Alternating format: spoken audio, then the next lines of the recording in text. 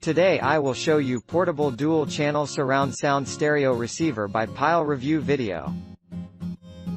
The Pyle PCA 4.6 is a receiver for surround sound that is ideal for compact stereo system power. It is a small-sized amplifier that delivers optimum audio performance with universal device compatibility. This best receiver surround sound has a front panel rotary control that allows for fine-tuning of your sound. Other features include aux input jack. The device has a 3.5mm aux input jack that gives you the ability to connect and stream music from your smart devices.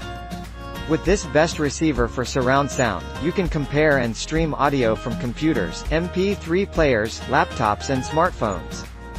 You will, therefore, not worry about listening to your music if you have the connecting wire. Push-type speaker terminal. This receiver for surround sound has a push-type speaker terminal that allows you to connect speaker wires straight into the amplifier easily.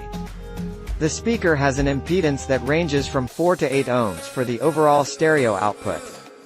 The sound is therefore amplified to the personal quality that makes it enjoyable listening. EQ controls.